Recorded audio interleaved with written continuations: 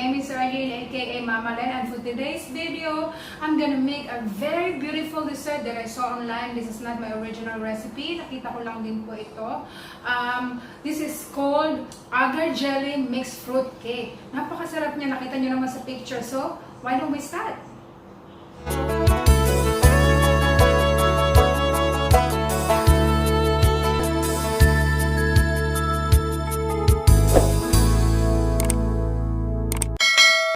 Hello everyone! Ito po yung ating mga ingredients. Meron po tayong fresh strawberry. Yan, finely chopped po.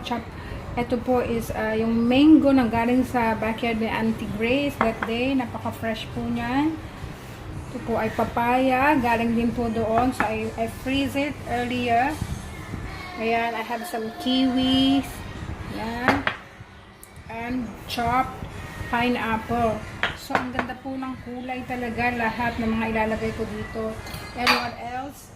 Ito din po ay yung mango puree na ginawa ko na ilalagay ko pong pang-layer sa ating jelly. Napaka-fresh po lahat ng ingredients dito. And of course, another layer is the coconut milk. Ito pong gagamitin ko nasa box. And some sugar. So, let's start. So, I forgot the main ingredient. Ito pala, yung clear na agar-agar. Original agar-agar lang po ang kinuha ko. Kasi ang kailangan ko is yung transparent siya. So, I don't need any flavoring. So, ayan po itong gagamitin kong agar-agar jelly. So, ayan po, umpisahan natin. Ang sabi po dito sa instruction ng agar-agar na to, na nabili ko is, in every 10 gram, you should put 1 liter water. So, I'm putting in 500 ml of water now and half of the agar muna. Huwag tayo excited kasi baka mamaya mali. So, ayan na nga po. Ang sabi po dun sa instruction niya is huwag mo nang ilagay yung agar powder na mainit yung tubig. So, just put it in. Lagay lang po natin na hindi pa yun yung stove. Yan. More than half yung nailagay ko. So, I'm just eyeballing here really. And then, put a little bit of sugar. Depende sa tamis na gusto nyo. And give it a good stir. Ayan.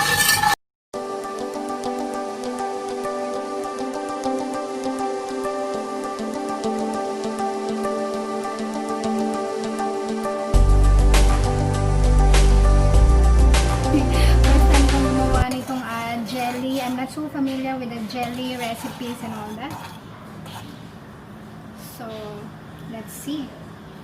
Hindi pa naman siya nagbo-boil. We'll get back to you later if boil na siya.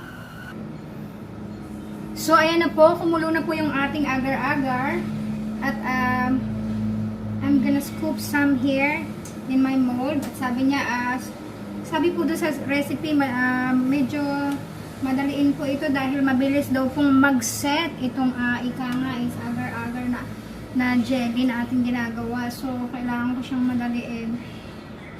So, I'm gonna put in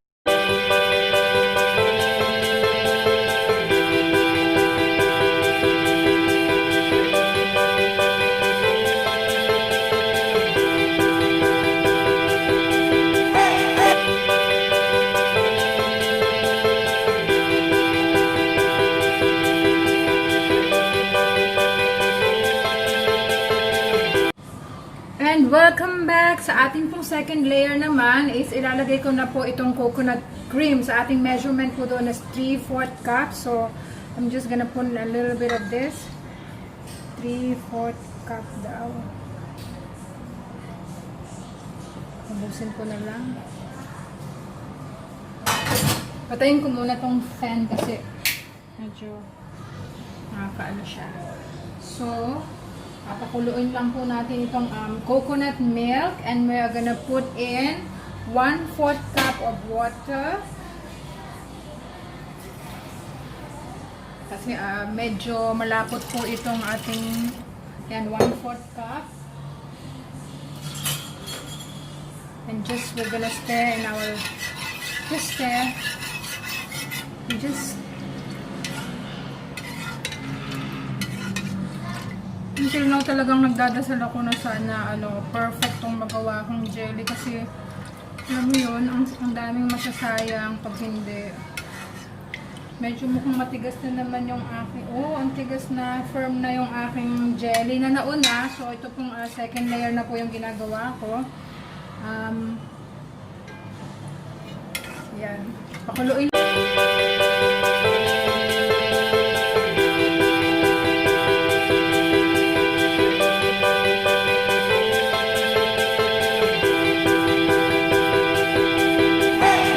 Natapos ko na pong pakuluin at haluin yung ating second layer na coconut milk. Nakakatakot kasi kumukulo pa siya. Pero matigas naman na itong jelly. So I will pour it in. Help me God. Ay, nakakatakot. There you go. There you go, coconut milk. There you go, coconut milk. There you go. There you go.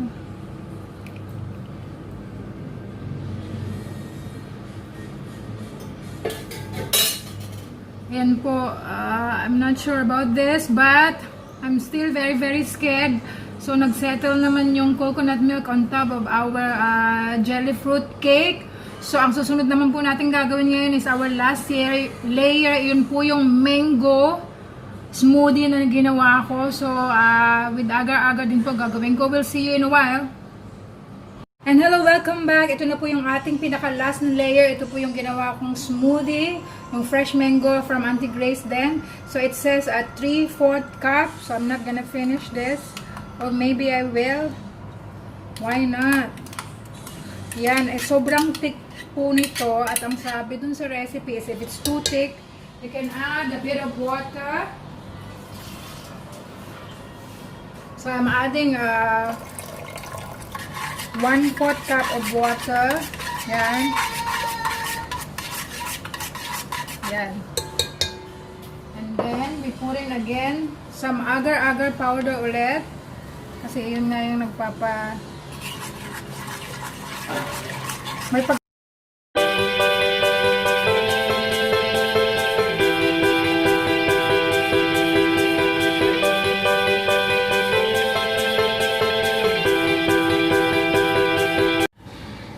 Hello and welcome back. Ito na po yung pinakuluan kong mango juice, mango smoothie with agar-agar.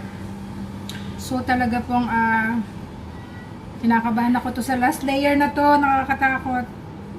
Ayan.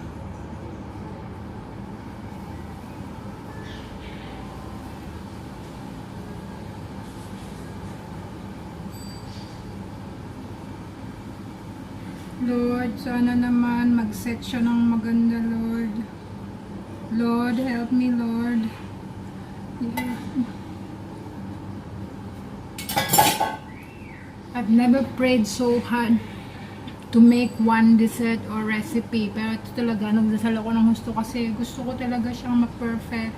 Tsaka sana mamaya pagtanggal ko dito sa mold niya, perfect din siya. So, it looks even, it looks perfect now. So, see you later po. Oh, look at that beauty. Tignan mo, ang tigas niya.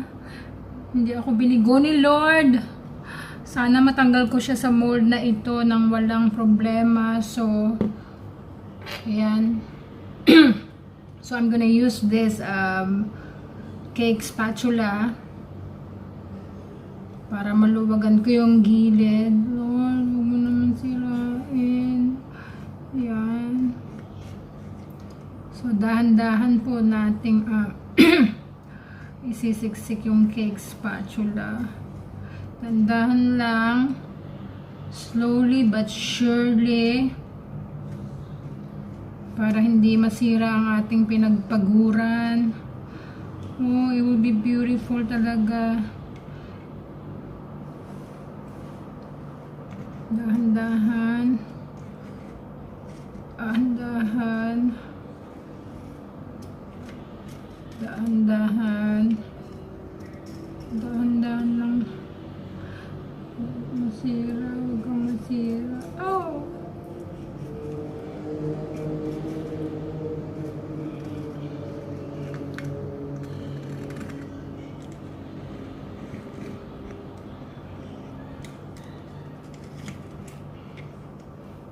So, umiikot na siya. Magandang palatandaan yon. So, ito yung pinakamalaki kong, this is a cake holder, yung kalahati niya. Ito yung pinakamalaki kong bilog. So, ito ang gagamitin ko. Ayan, 1, 2, 3. Lord, help me, Lord. Sana perfect.